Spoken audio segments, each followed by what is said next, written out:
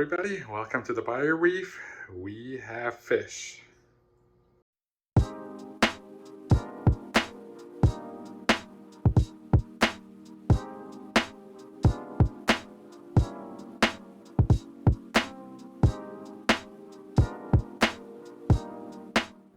All right, welcome back everybody to the Bio Reef. It's been a couple of weeks since I last gave you an update.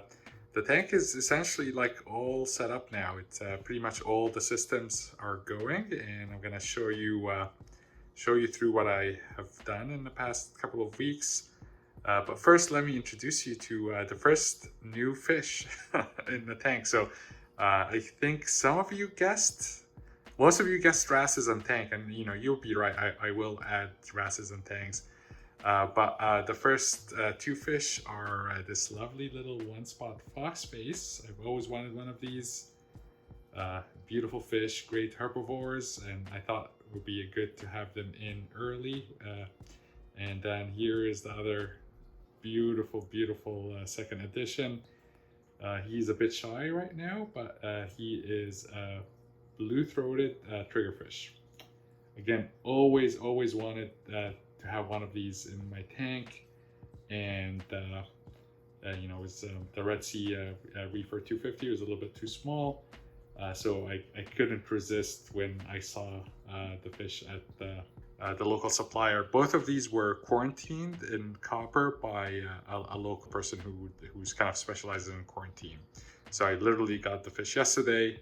I added them in the tank, and they kind of found their nice little nooks, and it's kind of it's kind of amazing to kind of see fish in this big volume of water, right? I'm used to my Red Sea Reefer, kind of tiny, but there is lots of room to kind of swim back and forth here, so it's great.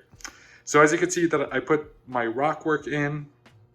If you haven't already checked out the video on how I build this, it's kind of a very nice modular aquascape with pre-drilled holes for my Acropora frags.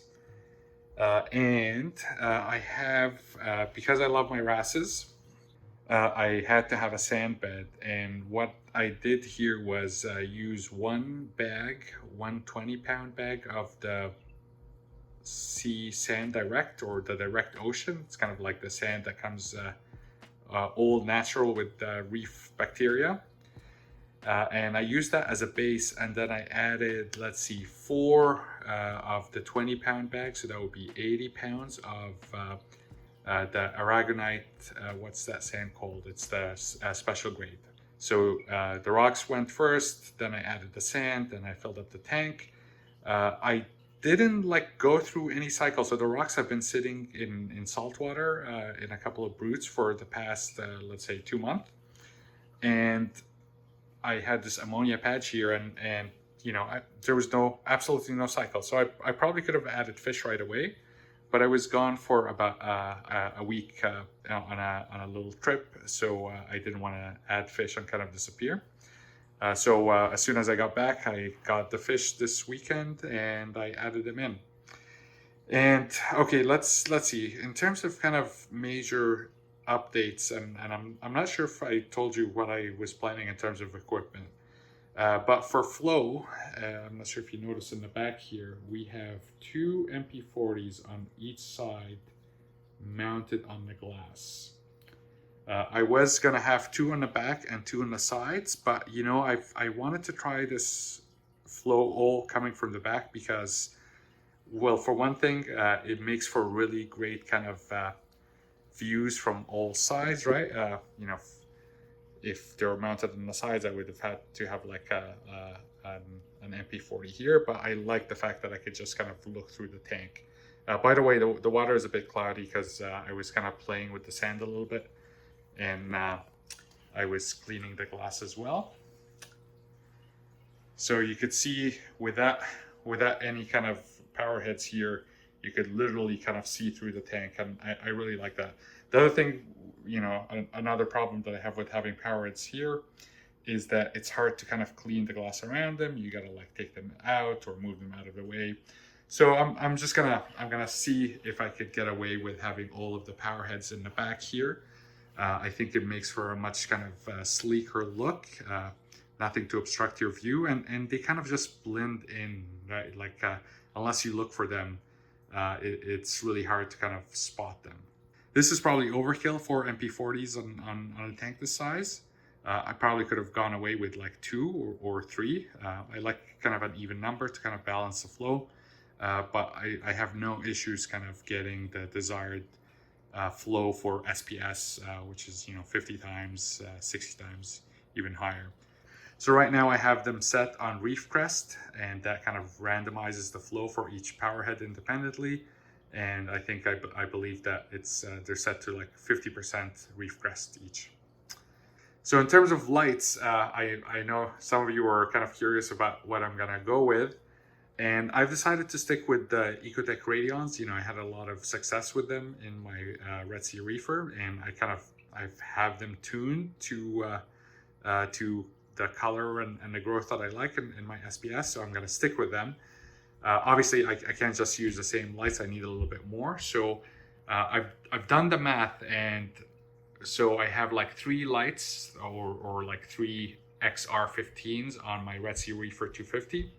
And to get the same kind of coverage, I need a total of about 7 like individual pucks on a tank this size. So to get from 3 to 7, I needed like 4 more pucks. So instead of getting 4 additional XR50s, I got 2 additional XR30s, which kind of are twice the size of the XR15s. So these are my 2 XR30s, and they're the Gen 5 blues. And I'm going to eventually migrate the 3 XR15s. They're gonna go 1 in the middle here and 2 on the sides here, and I think that's going to give me a really nice kind of coverage and blanket of light for my SPS. I did consider different mounting options for these, so obviously I could have hung them from the ceiling. I also considered getting the rail kit, which kind of goes up, across, and down, and hang them there, but I really like the arms because you don't see the wires, and what I'm trying to get with this tank is I want the focus to be on the fish and the corals and the aquascape, and I don't want to see lights. I don't want to see wires or cables around everywhere. So if I could get away with it, I don't want to see any single cable. So with the RMS arms, it's so easy to hide the cables from the back.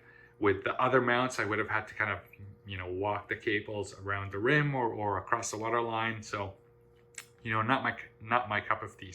All right, let's look under the hood a little bit to show you what I did in terms of the other things in the sump. All right, here is the sump. We do have the heaters installed. So there is 1 heater here in the first compartment, a 2nd heater in the skimmer chamber. These are 500 watt heaters that are controlled with an Inkbird. And again, mind, don't worry about the cables. I will kind of clean them up once I have everything in place, but for now things are in flux, so no need to manage cables yet. And the only other kind of major system that I added is my salinity control. And here I went with the Tunze Osmolator. I've had great success with using the Tunze Osmolator upstairs in my Red Sea Reefer, and I wanted to kind of get that reliability and dependability that I get from Tunze in this build as well. So the sensors are here. It comes with an optical sensor as well as a float sensor to tell you if the water is too high. One thing that I quickly realized that I need to kind of think about, something that I need to do differently, is that the reservoir, the RO reservoir that I'm essentially using to top off here is behind the tank, and it's actually sitting high up, so it's higher than the tank. If you haven't seen my gravity-fed saltwater mixing station, I'll put a link here, but essentially I have a 50-gallon brute of salt water on the bottom, and on top of it is a 50-gallon freshwater reservoir. So the issue with you topping off from a reservoir that is higher than your tank is you're going to get a gravity siphon, right? As soon as you pump water downstream, when you stop the pump, it's going to continue to pump water, right, and flood the tank. So I kind of searched around and I realized that actually Tunze already makes this really, really cool valve that you directly plug into your controller here. So instead of plugging your controller into a pump, you actually plug it into this solenoid valve. And what the solenoid valve does is whenever you need to top off, it opens the valve and it lets water in through gravity, right? Because the reservoir is higher than the tank. And it fills up your, it tops off your tank. And then as soon as the water level sensor reaches the correct height, then it will shut off the solenoid. So that's, I think, a really great and ingenious system. Tunze recognized that some people will have this setup where their reservoir is higher than their tank. So they designed this solenoid to kind of be compatible with their osmolator system. So just kind of extra insurance in case this solenoid fails. Obviously, you know, you would just continuously add fresh water into your tank, and that will end up in a flood. So to kind of safeguard against this, what I did is the output of the solenoid actually goes into this float valve. And what happens is if the valve fails, then the water will rise, and eventually it will trigger this float valve, and the float valve will shut off the water, preventing your sump from flooding. So that's kind of a backup system in case the solenoid fails. And it's always good to think of these backups because, you know, everything potentially can fail. So if when you're designing a system, it's good to kind of design it to deal with some failure. You can't go overboard and have secondary and tertiary fail safes. But for now, I just have this float valve that would, in theory, stop the water from the RO reservoir from kind of dumping all of its content into here. Eventually, I might want to actually drill this and have it be a fixed float valve, because one issue with these is that potentially if water rises, it could generate a lot of pressure that could move this out of position. For now, I'm pretty confident because I've tested it and these are cranked pretty strong, so it's not going to go anywhere. And that's essentially it for the moment. So I will move my skimmer into this compartment once I migrate the contents of my tank. I'm going to set this as a refugium. I haven't decided what kind of light I want to go with yet. And then I'm going to move my Vectra M1 pump to replace this backup pump that I'm using to run the system right now. In terms of next steps, the plan is to have these two fish be in the tank as I kind of crank up the lights a little bit for the next week or week and a half. I do have a tank, a Tumini tank that I'm currently quarantining right now. I'm using the hybrid tank transfer method. I'll do a video of that if it works out. So the plan is to add the Tumini tank into this tank. And I'm watching the water chemistry here. And what I'm going to do is wait until I see a little bit of nutrients in the water, right? I want to see a little bit of nitrates. I want to see a little bit of phosphates before I move in my SPS collection. Because the tank upstairs, the Red Sea Reefer, is kind of a high nutrient tank. And I don't want to stress out my corals by moving them from high nutrients to low nutrients really quickly.